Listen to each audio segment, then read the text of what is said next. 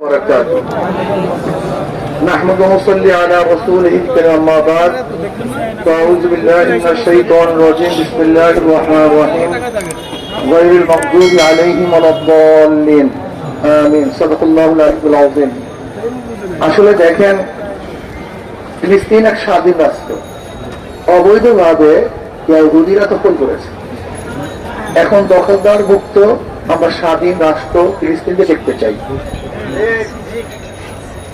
Israel কোথায় middle ইস্টের মধ্যে চারো আরব কান্ট্রির মাঝখানে এদেরকে তো আরবরা ইচ্ছা করলে একদিনই তুলে দিতে পারে কিন্তু পারছে না কেন গজওয়ায়ে ফিক্রি চিন্তার যুদ্ধ দেখেন ইসলাম এবং মুসলমানদের সামনে সম্মুখ যুদ্ধে কেউ কোনদিন পারে না পাওয়া সম্ভব না পারবে না কেন যে জাতি রক্ত দিতে পারে জীবন দিতে পারে সেই জাতির সাথে কেউ জিততে পারে না কিন্তু তা সত্ত্বেও আজকে হারছি কেন গজওয়ায়ে ফিক্রি চিন্তা যুদ্ধের ভিত্তিতে দেখেন আজকে পত্রিকায় দেখেন রিপোর্ট ইসরায়েলকে টিকিয়ে রাখছে আরব রাষ্ট্রগুলি এই আরব রাষ্ট্রগুলির শাসকরা কোথা থেকে এসছে কিভাবে এসছে জনগণের ভোটে আসে নাই ইসলামিক পদ্ধতিতে আসে নাই আগের থেকে ইসরায়েলের দোসররা তাদের ক্ষমতা বসিয়েছে তাদের কন্ট্রোল করেছে মেধা ভোলাই করছে ধর্মীয় যেই চেতনা ছিল সেটা নস্যাৎ করছে সেখানে কি করছে অপসংস্কৃতি চালু করছে ওদের ইমানকে ধ্বংস করছে যদিও লেখা আছে দেখবেন জুব্বা যা বাল খেলা করা আসলে ওরাই হলো ইহুদিদের সবচেয়ে বড় বড় দালাল প্রথম দালালদেরকে চিহ্নিত করতে হবে এই দালাল কারা আমাদের দেশে 90 দালাল আছে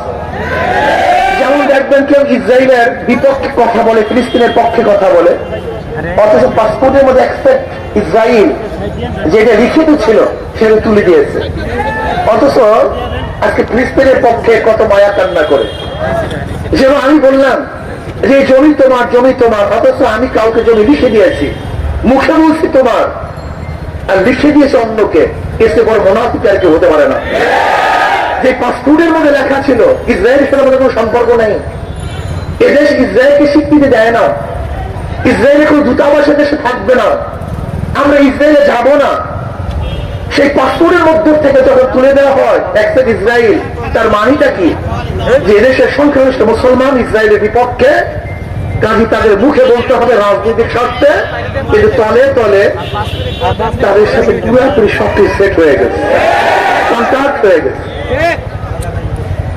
আমি শেখ হাসিনাকে বলতে চাই যদি আপনি ইসরায়েলের বিপক্ষে থাকেন ফিলিস্তিনের পক্ষে থাকেন তাহলে আপনি ইসরায়েলের বিপক্ষে একটা সৈন্য বাহিনী গঠন করুন একজন মুজাহিদ আপনি গঠন করুন আপনি দৃষ্টি করুন আপনার তত্ত্বাবধানে আপনি দৃষ্টি করুন যে বাংলাদেশ থেকে কত যোদ্ধারা ফিলিস্তিনের পক্ষে ইসরায়েলের বিপক্ষে যুদ্ধ করতে যায় আপনি দৃষ্টি করুন দেখবেন ইনশাআল্লাহ বাংলাদেশের হাজারো লক্ষ কোটি জনগণ মানবতাবাদী শুধু মুসলমান না যারা মানুষের পক্ষে মানবতার পক্ষে তারা ওই হিংস্র জালেম ইসরায়েলের বিপক্ষে অস্ত্র ধারণ করবে ওদের বিরুদ্ধে লড়াই করবে যুদ্ধ করবে ওই দেশ থেকে তাদের উৎখাত করবে ইনশাআল্লাহ এই চেষ্টাতে করুন তাহলে মনে করবো আপনি ইসরায়েলের বিপক্ষে ফিলিস্তিনের পক্ষে আর আমাদের দাবি থাকবে ইসরায়েলি পণ্য বয়কট নয়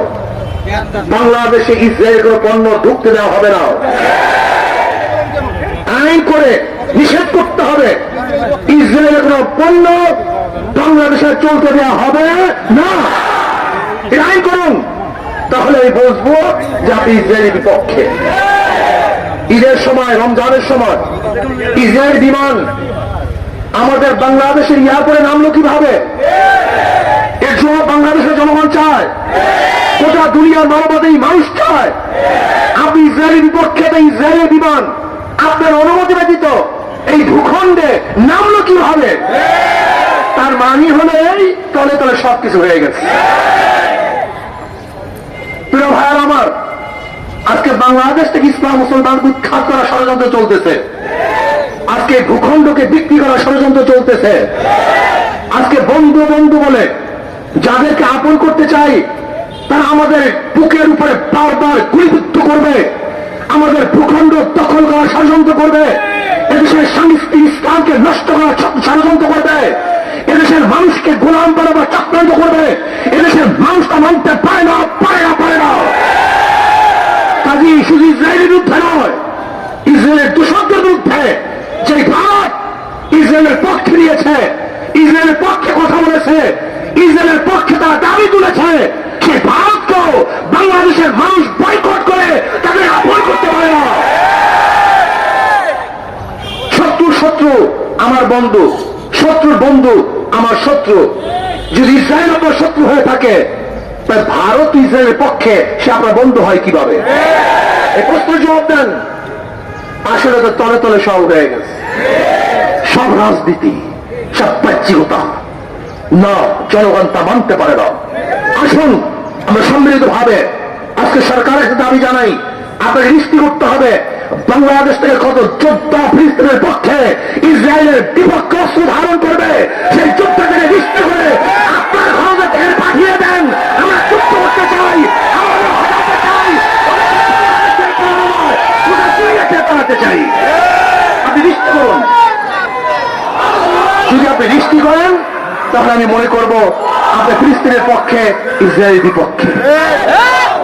আসুন আপনি সৈন্য পাঠান, বাংলাদেশ থেকে দিশনে গোটা দুনিয়ার মধ্যে সৈন্য যায়, আপনার ফিলিস্তিনের পক্ষে সৈন্য পাঠান। এদেশের জনগণ আপনার পক্ষে থাকবে, এদেশের জনগণ আপনাকে ধন্যবাদ জ্ঞাপন করবে, আপনার কথা মনে রাখবে।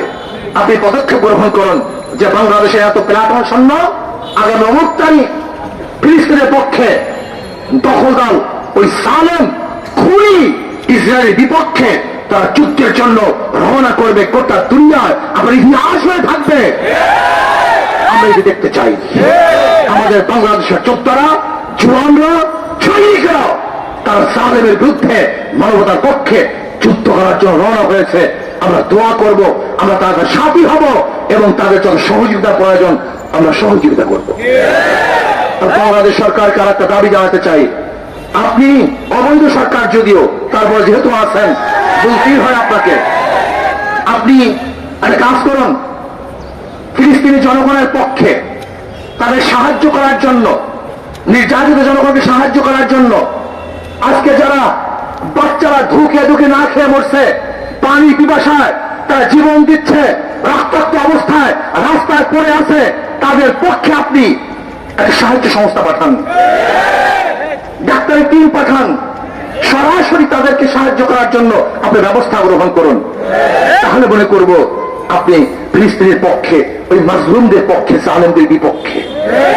আসুন আমরা সম্মিলিতভাবে ইসরায়েলকে বয়কট করি, তাদের বিরুদ্ধে আমরা যুদ্ধ ঘোষণা করছি। ইসলামী আন্দোলন বাংলাদেশ সরাসরি ইসরায়েলের বিপক্ষে যুদ্ধ ঘোষণা করছে। যখনই আমাদের প্রয়োজন হবে, সুযোগ হবে, ইসরায়েলের বিপক্ষে যা কিছু আছে সব নিয়ে ঝাঁপিয়ে পড়ে সবাই রাজি আছে ইনশাআল্লাহ। আমাদের সবাইকে কবুল করে নেন। ফিলিস্তিনের পক্ষে, ইসরায়েলের বিপক্ষে আগামী শুক্রবার জেলায় জেলায় এবং মহানগরীতে বিক্ষোভ মিছিল করা হবে ইনশাআল্লাহ। আর ফরিদপুরের যে শ্রমিক ভাইরা হত্যা হয়েছে, আজও সেই খুনিদেরকে অ্যারেস্ট করতে সরকার পারে নাই, ব্যর্থ হয়েছে। যদি সরকার তাল বাহানা করে তাহলে ইনশাআল্লাহ ফরিদপুরে আমরা বিশাল জনসভার ঘোষণা দেব। গোটা দক্ষিণ অঞ্চলের মানুষ একত্রিত হয়ে আমরা এই খুনিদের বিপক্ষে আন্দোলন করব। আল্লাহ আমাকে এবং আমাদের সবাইকে মাজলুমের পক্ষে থাকার তৌফিক দান করেন।